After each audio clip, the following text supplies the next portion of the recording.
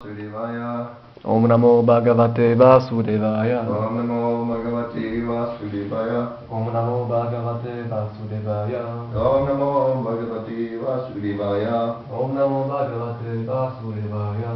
Nasta prayeshu abhadreshu. Nasta prayeshu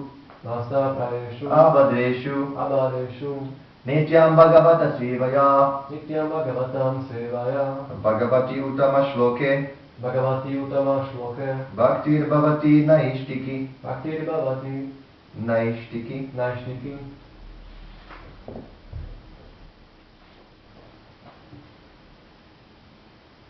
Nasta Prayeshu Abhadreshu. Nasta prayeshu abhadreshu. Nityam Bhagavata Sevaya. Nityam Bhagavata Sevaya. Bhagavati Uttama Shloke. Bhagavati Uttama Shloke. Bhaktir Bhavati Naishtiki. Bhaktir Bhavati Naishtiki.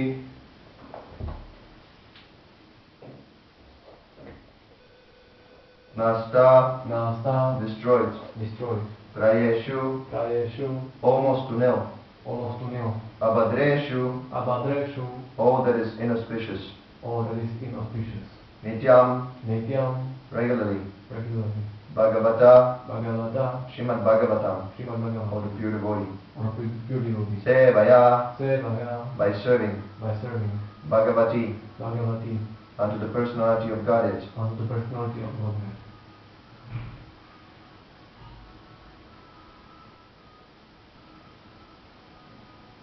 Uttama transcendental. Shloke prayers. Bhaktir loving service. Bhavati comes into being. Naishtiki irrevocable.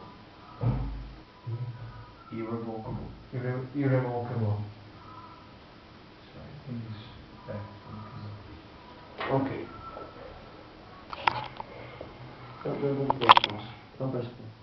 Okay.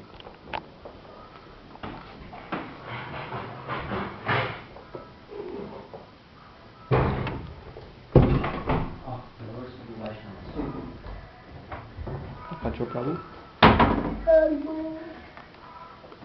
Start preparing some nice prasadam for Krishna.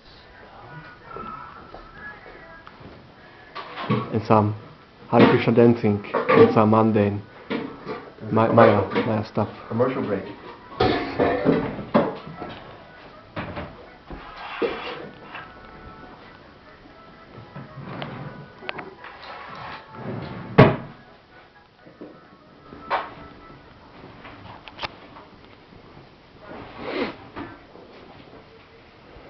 Translation. By regular attendance in the Bhagavad class or rendering service unto the pure devotees, all that is inauspicious in the hearts of a candidate becomes destroyed almost to nil. And thus loving service unto the personality of Godhead, who is praised with transcendental songs, comes into being. An irrevocable fact. Purport by His Divine Grace, A.C. Bhaktivedanta Swami Prabhupada Ki Jai. Here is the remedy for eliminating all inauspicious things within the heart considered to be obstacles in the path of self-realization. The remedy is the association of the Bhagavats. There are two types of Bhagavats, namely the book Bhagavats and the devotee Bhagavats. Both the Bhagavats are competent remedies, and both of them, or either of them, can be good enough for eliminating the obstacles. A devotee Bhagavat is as good as book Bhagavat because the devotee Bhagavat leads his life in terms of the book Bhagavat. And the book Bhagavat is full of information about the personality of Godhead, and his pure devotees were also Bhagavats. Bhagavatam book or the person is identical. The devotee Bhagavat is direct representative of Bhagavan, the personality of Godhead. So by pleasing the devotee Bhagavat, one can receive the benefit of book Bhagavat. Human reason fails to understand how by serving the devotee Bhagavat or the book Bhagavat, one gets gradual promotion on the path of devotion. But actually these are facts as they are explained by Srila Narada Deva, who happened to be a maidservant's son in his previous life. The maidservant was engaged in the menial service of the sages, and thus he also got contact with them. And simply by associating with them and accepting the remnants of foodstuff left by the sages, the son of the maidservant had the chance of becoming a great devotee and personality like Srila Deva. These are the miraculous effects of the association of Bhagavata. And to understand these effects practically, it may be noted that by such association of the Bhagavats sincerely, one is sure to receive transcendental knowledge very easily, and the result is that he becomes fixed up in the business of devotional service of the Lord. The more the progress is made in the devotional service under the guidance of the Bhagavats, the more one becomes fixed up in the transcendental loving service of the Lord. The messages of the book Bhagavat therefore has to be received from the devotee Bhagavat, and combination of these two Bhagavats will help the neophyte devotee to make progress on and on. I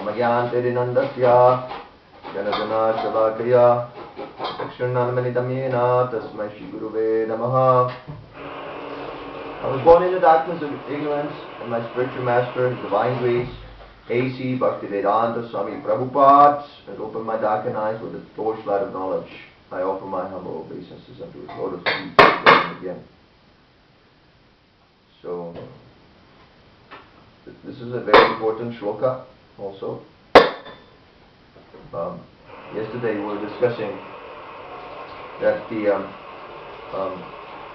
affinity to hear the messages of the Bhagavatam comes through service to great souls. By engaging in the service of the great spiritual masters,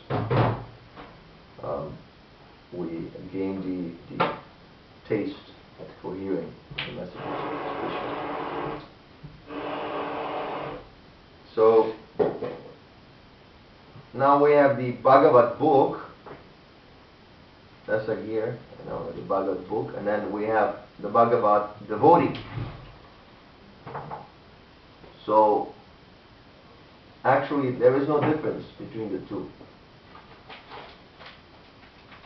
Krishna, when we have a scientific understanding of who Krishna is not Krishna alone. It is not a limited God. Just like a king. When there's a king, he comes with his associates, he has his properties, he has the citizens who serve under the king's rule. The king has his name, he has his form, he has his activities, like that. So similarly, Krishna is not a lone Krishna. In the preliminary stage of Krishna consciousness, the conditioned souls, they try to limit Krishna. Krishna is only in a deity. He's not in a devotee, he's only in a deity. Or then the other way around, he's only in a devotee and he's not in a deity. We neglect the deity worship. Or, just like the Sajias, they take great pleasure in discussing the pastimes of Krishna, but no philosophy. They do not understand the science of God, science of Krishna. They think that Krishna is an ordinary man. And because Krishna is an ordinary man and he enjoys with the gopis, I can also enjoy with the gopis because I'm also an ordinary man. So you can see this, that imperfect understanding of Krishna. We try to take Krishna and limit him. Drag Krishna into mud of material conceptions. So, there's no difference between a book Bhagavat and the devotee Bhagavat. This is Krishna consciousness philosophy, understanding. Achinta Bheda Bheda Tattva. They're one in quality, and different in quantity. So, now, what is that difference in quantity.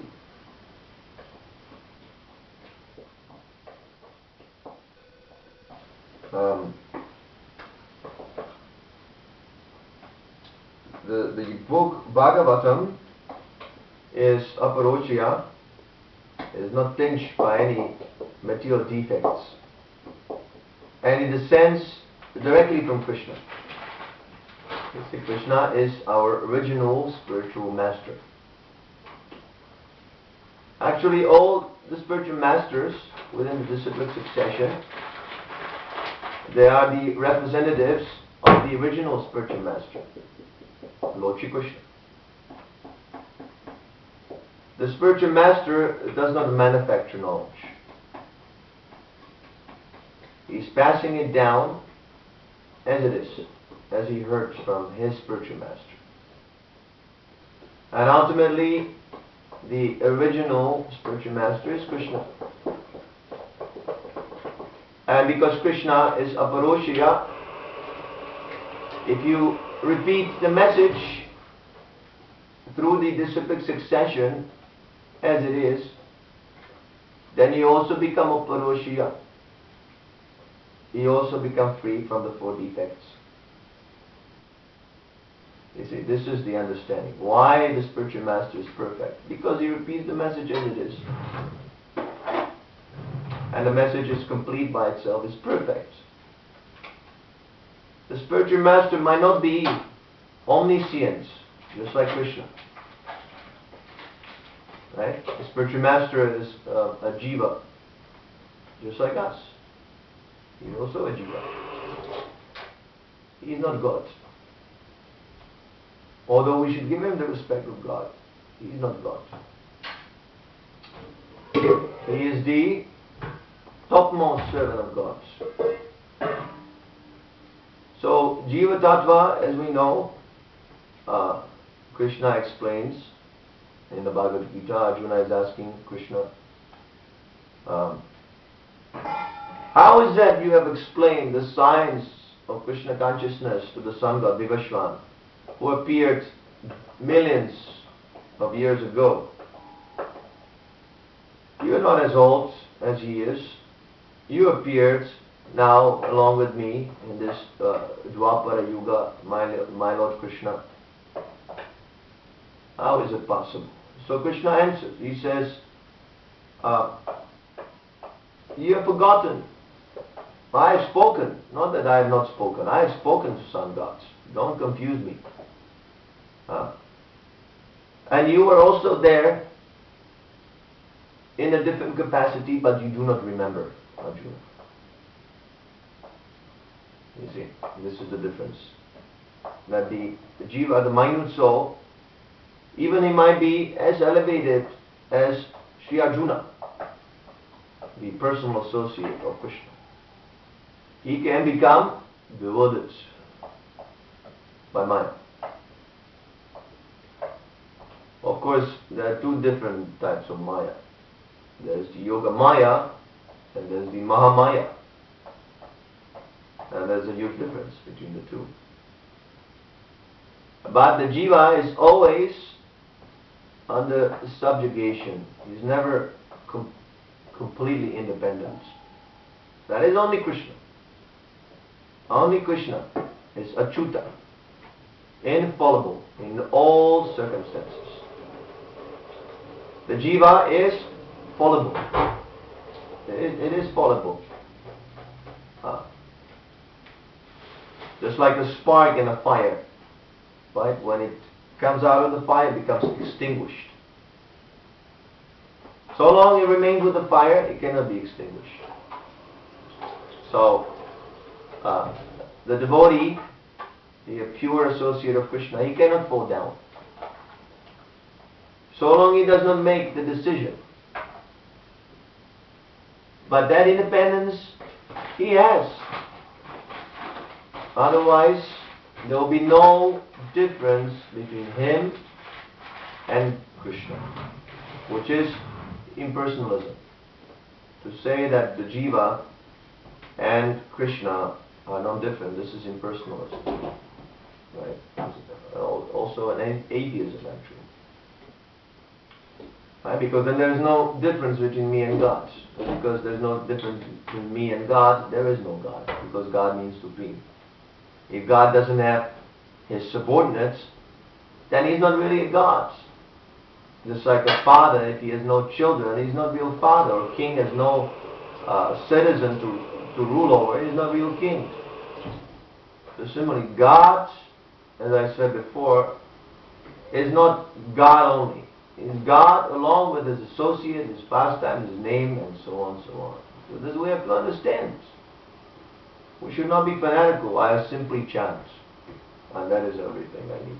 No, everything you have to accept. His name, His pastime, His form, His associate, His spiritual master who comes on behalf of Krishna. Everything you have to accept. Nothing reject. Everything is Krishna. If you want to be a pakka mayavadi, then you take it literally.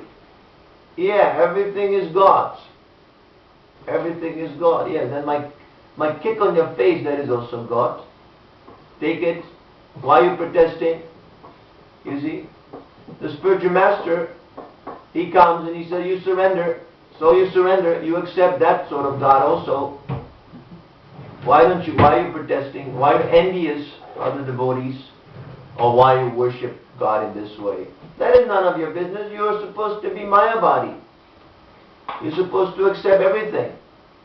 So this is hypocrisy. You are a hypocrite. You are a nonsensical hypocrite. You say that everything is God except Krishna. What is this nonsense? If you are pakka mayavadi, then you accept Krishna, you bow down, you become a devotee because you accept everything, right? So, such a nonsense. Don't be misled by these mayavadis. Kick on their face. Don't be intimidated. Full of mayavadis, this world nowadays.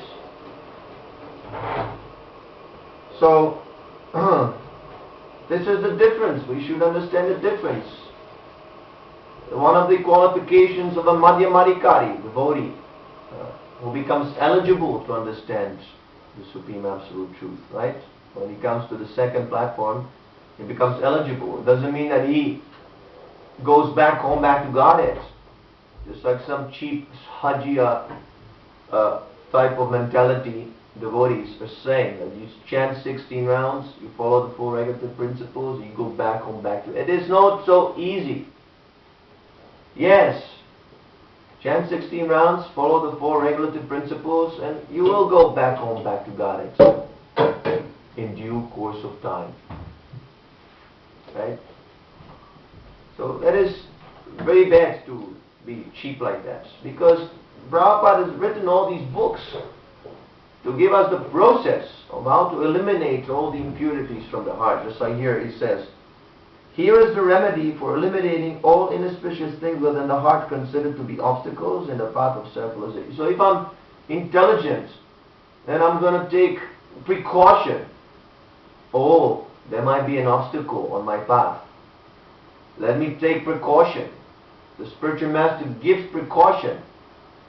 But if I'm a fool, number one, oh, I simply chant, I simply follow some preliminary principles of a human being, and I will go back home, back to Godhead. I will attain the ultimate liberation. Going back home, back to Godhead is the ultimate liberation.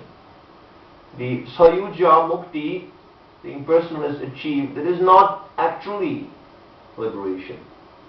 Because from the Srimad Bhagavatam we have the information, Ye Ramvidaksha Vimuktamanastvai Asta Vishuddha Buddhaya. From that platform of impersonal realization, impersonal perfection, one falls down. Why he falls down? Because he has neglected the service to the lotus feet of Lord Krishna. We have to engage in some action. So that will not satisfy me to be inactive in the Brahma Jyoti. You see? So Prabhupada is giving us all these books so we can map, we can have a map of the route back home, back to Godhead. Right? And there are many obstacles. Don't go here, don't do this, watch out for this, be more serious, put more gas in your car, right? Put more water on your Bhaktilata Bija, right? The Bhaktilata Bija is growing. and going back home, back to Godhead. That is the real spaceship. Back home, back. The Bhakti Lata Bija, it grows. It moves by growing. The spaceship is moving by gas, by some substance. But we have a transcendental spaceship, and that is the Bhakti Lata Bija, which grows from your heart. And it grows and penetrates the coverings of the universe, and then it rests at the lotus feet of Krishna. So if you want the growth to go on, then you have to do Shravanam Kirtanam. Healing and chanting. Everyone has to do this. It's so nourishing for our Krishna consciousness. Without it, our Krishna consciousness will wither just like a plant which has no water. It will dwindle and it will die. But along with pouring water, we should scientifically understand. Along with chanting and hearing, we should scientifically understand what we're hearing. What is it? Understand, assimilate. And it's not so easy, right? If you want to assimilate, what is this all about? Then you have to know. When Prabhupada says Bhagavat, you have to know what it means. When he says Bhagavan, you have to know what it means. Everything Prabhupada says. If the Bhagavatam shloka says Naishtiki, you have to know what it means. Naishtiki is derived from Nishta, firm. It's like firm faith. It's called Nishta. So that firm faith cannot be evoked unless there's anartha nivritti, complete purification of all these subtle anarthas, all the subtle weeds that make the plants stunt. The growth is stunt when these weeds overpower the plants. So that's why the devotee association is absolutely necessary. It is not necessary, but it is very much favorable, right? Very much favorable. Unless I associate with devotees, how will I understand how to serve Krishna? That is intelligent. Although Krishna says, you satisfy me like this. You give me water, leaf, flower, fruits, I'll be satisfied. Offer it with love. Saturate it with love. That's all. That's okay. That's all I need. But what type of fruit and how to develop that love, well, Krishna might not go into so many details. So there's never actually a shortage of devotee association. This is what institutionalized Krishna consciousness does to devotees. They become disinterested in devotee association. It is so unfortunate. It is also good in the sense that devotees are being protected from unwanted association, right? Sadhu Sangha. We should associate with devotees and disassociate with non-devotees. So a neophyte is not able to recognize who's a devotee, who's non-devotee. He thinks everyone is a devotee. The Sajya is a devotee, Mayavad is a devotee, Radha Nat is a devotee, like that. So the institution is there for that reason, that you associate with those who follow the regular principles. Devotees live together in the temple, in close proximity. Of course, if they're girls, they cannot live in close proximity, but with each other they live in close proximity. Why is it important to live in close proximity? So everyone can see whether you're chanting your 16 rounds or whether you playing around, you're cheating. You see? And that is not everything. You also have to learn how to serve in the association of devotees. Not that I want to do this for Krishna and I completely neglect everyone else. Now this is my plan, I want to serve Krishna. You also want to serve Krishna? Well, I don't think so. I am the most important servant of Krishna. Now, get out. No. You have to learn how to coordinate service to Krishna. You see? So for that we have to become very humble. We have to tolerate. Someone wants to serve Krishna in a nonsensical way, but he's a new devotee, right? If we do not allow him to serve in his whimsical way, then he will go away. So we have to allow him, of course, not something nonsensical, but something that can be adjusted. We have to allow him. It's like some people, they are very much into music or yoga or things like this, medicine, Ayurveda. So they can be induced through their materialistic interests. These are materialistic. Yoga is materialistic, to deal with the body. Of course, Bhakti Yoga, that is a different type of yoga, that is transcendental yoga. But the other processes, they're still material, because they don't actually deal with the spirit soul. They deal with the external coverings of the soul. The gross body, the asanas, and the subtle body. Jnana Yoga, speculation, and so on and so on. So they can be induced. So we have to allow them, yes. It's like I remember Ramachandra Prabhu in Montreal. When he came, the first time he asked to live in a temple, well, I invited him, why don't you stay here with me, practice. So at that time he was very much into yoga, this Ashtanga yoga. He was practicing every single day. So, of course, it was a nonsense. What Ashtanga yoga you can practice nowadays? It is simply some material exercise. It has no connection actually with the original yoga even. Of course, I could not tell him right away because he will be disturbed. He was practicing this for many months, every day. He had a practice, just like we chant Hare Krishna early in the morning for 2 hours. He was practicing for 2 hours, very determined. That I've noticed. This boy is very determined. He's very staunch. So if he becomes staunch about chanting Hare Krishna, then he'll be a very good devotee. So I was thinking like that. That this energy he has, if it is dovetailed properly, channeled properly, then he becomes a very good devotee. You see? So I did not say anything. Every morning I was chanting my japa and he was doing the breathing, huffing and puffing and jumping around and standing on the head literally. So I also wanted to tell him, at one point I was sick of it. I was very angry. Why is he doing this in a Krishna temple? He is taking advantage. He is testing me. What is this? But I did not say anything. I continued. I told him, 1 round you do on japa and that is fine with me. He was simply doing 1 round of japa. That's okay. So then later on, by this chanting, I said to myself, I will have faith in the process of Krishna consciousness. Okay, he might now have misunderstanding.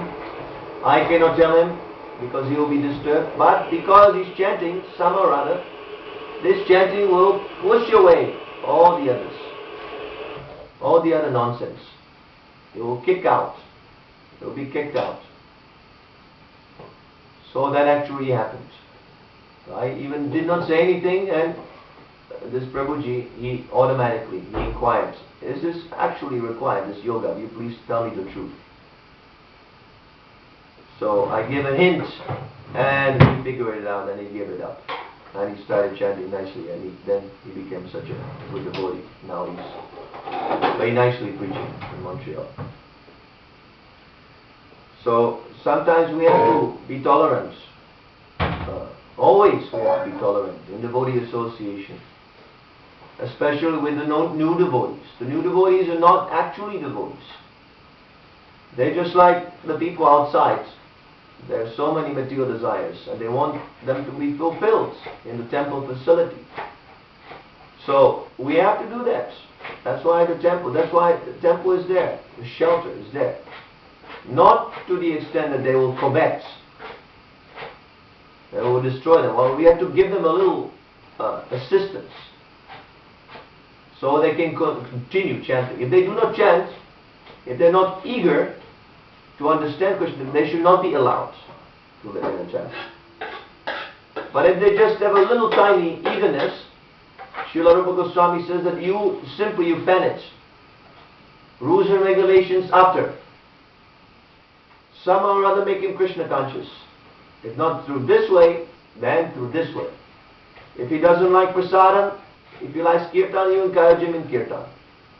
If he likes prasadam only and doesn't like to do any service, that's okay. You give him prasadam. By taking that prasadam, little service you should do. By taking that prasadam, then you become spiritualized. He will be given intelligence by Krishna from within. Rest assured. That is also surrender. The new devotees, they surrendering unto you. They have to put their faith into you. Oh, this temple president, oh, he might misuse my service, and so on. He might cheat me, and he might be a bogus guru. And all kinds of doubts they have, the people, yes.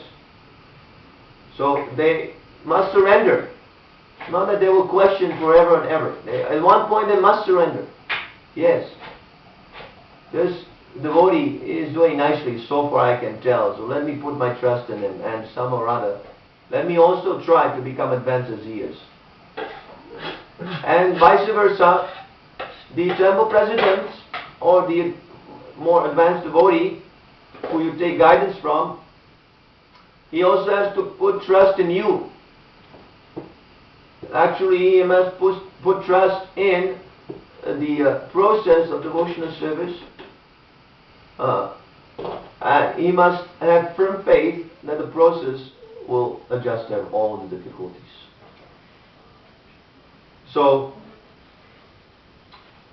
there's never a shortage of devotee association. We should always be eager to associate with devotees. There are different classes of devotees. Not that everyone should be accepted in the same way. Srila Rupa Goswami gives guidance in this Upadeshamrita. How to reciprocate with different classes of devotees. Those who are on the lowest platform, we should not associate very closely. Right? We should give them respect within the mind. Oh, he's chanting Hare Krishna. But if he's not yet situated properly, he's addicted to unwanted habits, we should not keep close association. Be very careful, because we might also become contaminated. Prabhupada says that sometimes a brahmana, he becomes fallen due to contacting many conditioned souls, many souls who were still contaminated. So we have to be careful. The devotee who is initiated, who is following the principle, he should be offered humble obeisances. Should respect him, yes. Immediately he becomes the representative of a guru. He becomes a guru immediately upon initiation. That's what Prabhupada says. When he gets initiation, he becomes a guru.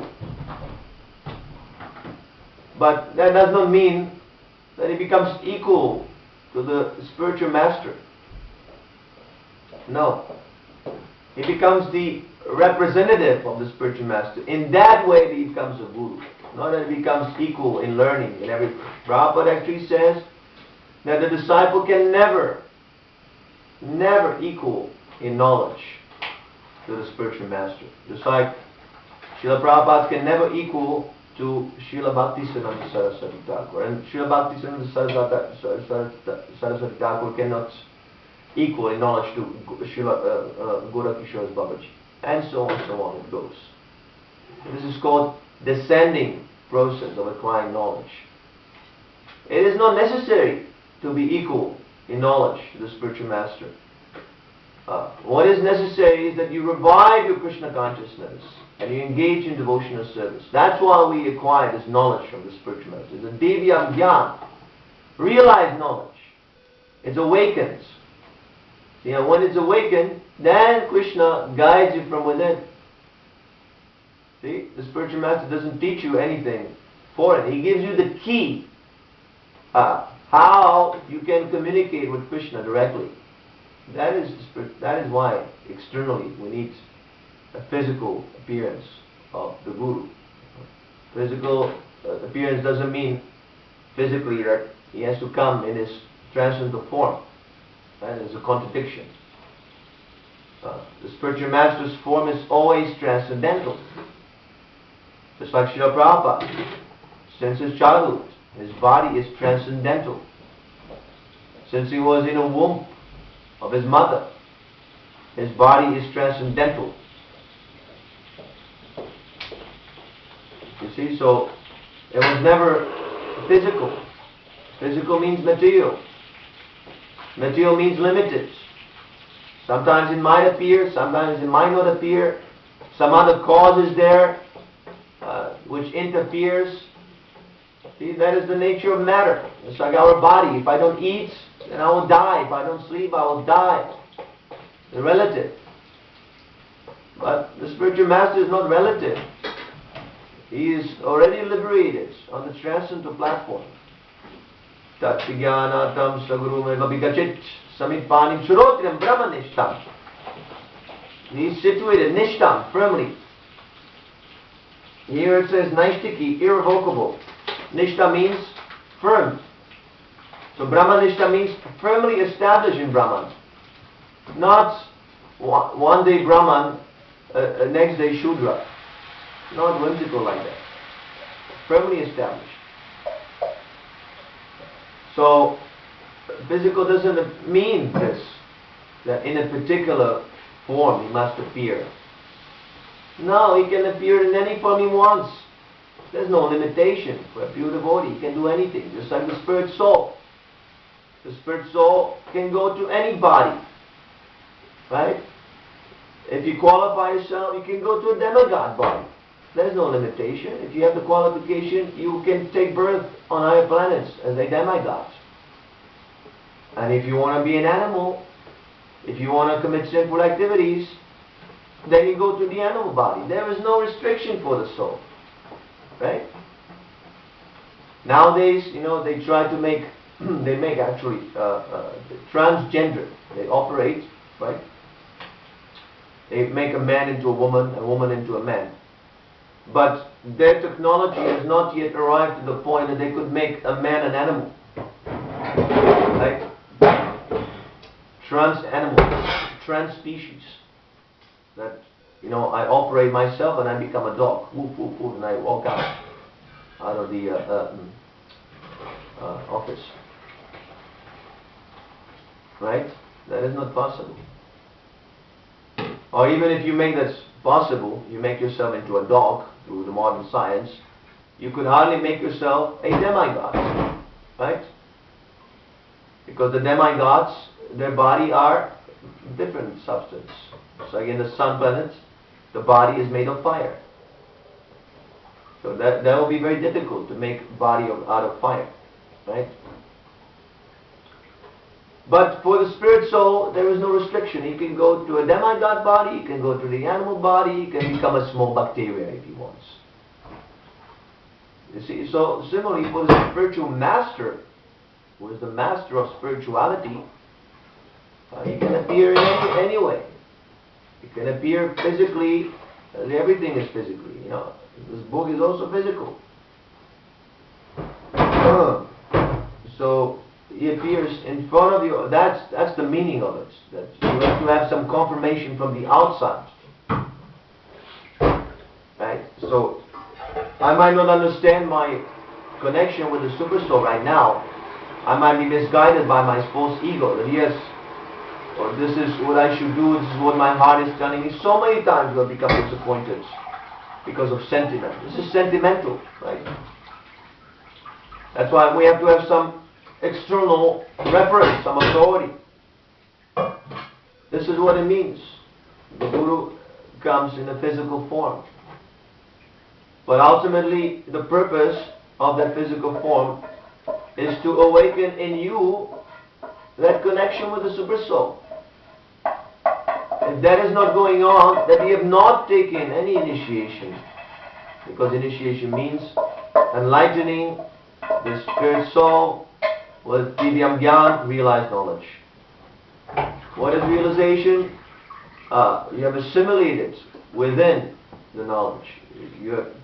The knowledge has penetrated your hearts. You have assimilated. You have adopted the understanding.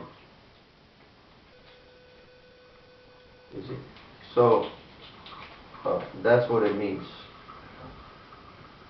The book Bhagavat or the person Bhagavat. Prabhupada is present, the spiritual master is present by his instruction. So that is a devotee Bhagavat. See, here it says, the book Bhagavat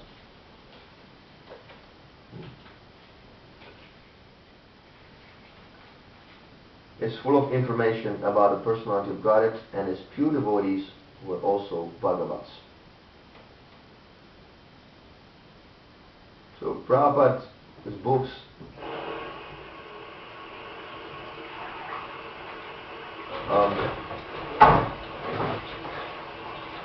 the information he gives is not the Shastra. His purports are not the Shastra. Shastra is different. His purports are the commentary on the Shastra. You see, and we discussed this before. The book Bhagavat is the message of Godhead. So, in one sense, again, they're not different because the conclusion is the same. What the spiritual master says, what he explains, is also Shastra, because he backs up everything he says by the Shastra. So it is also Shastra. But yet there is a little difference. One is the substance and the other one is the explanation of the substance. You see? So you can't say that book Bhagavat and the explanation of Srila Prabhupada is the same. No. This explanation we have here, these purports, is the devotee Bhagavat. It is his commentary, his explanation. It is so important for us. Any explanation, any devotee, and those who are explaining Prabhupada's purports nicely, not misinterpreting, but also giving explanation based on other purports from Srila Prabhupada, backing it up from other purports. It's like when I give a class, see, I try to be careful that what I say that I have read somewhere in Prabhupada's books.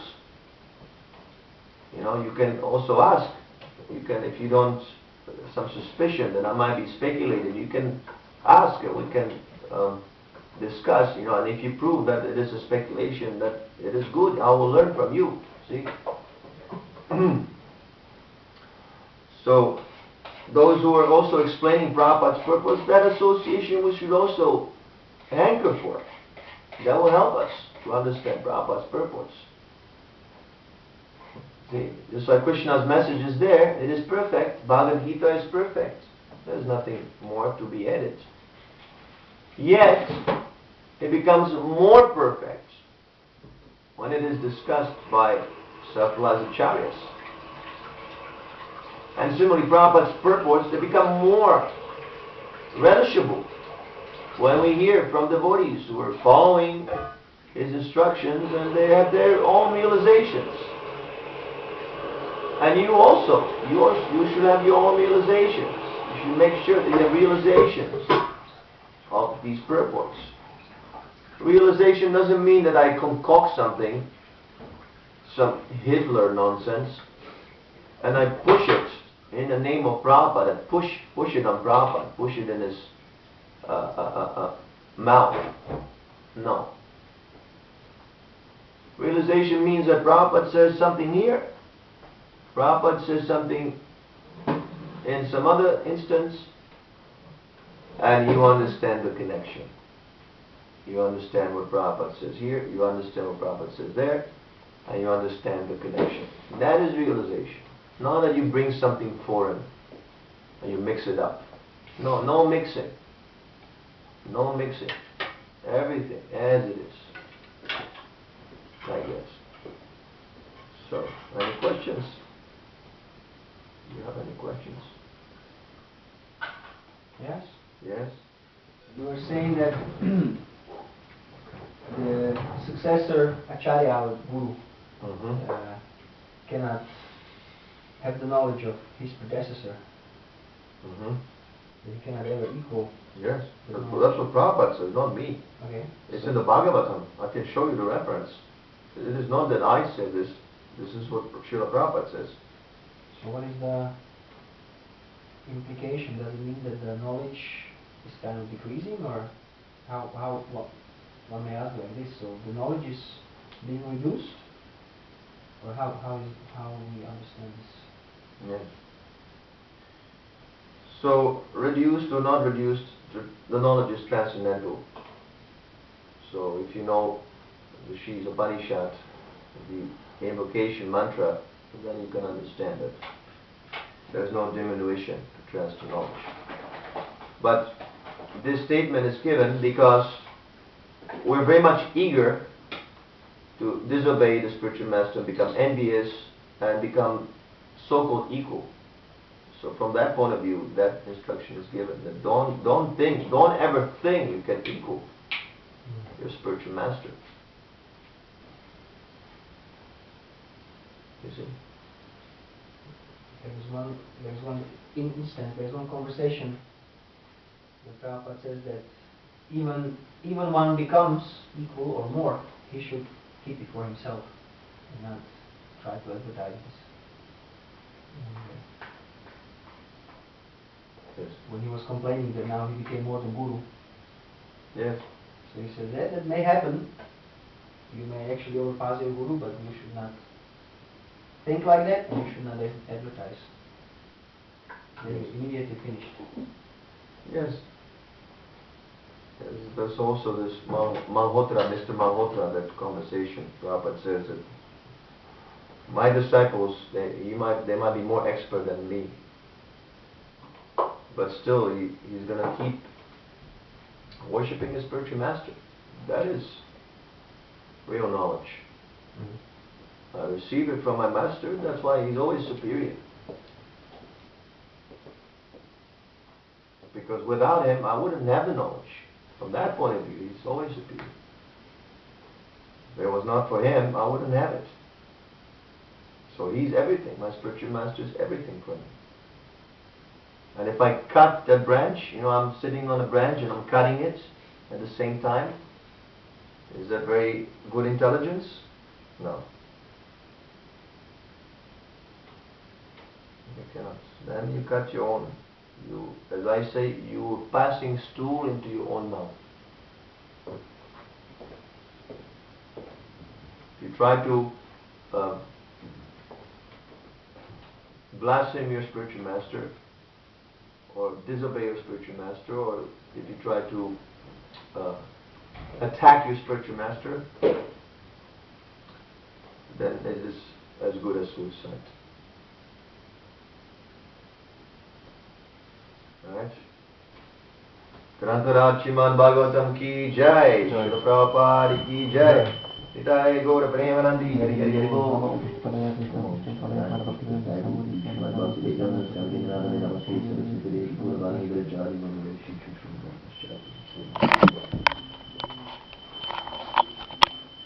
Prabhupada ki jai.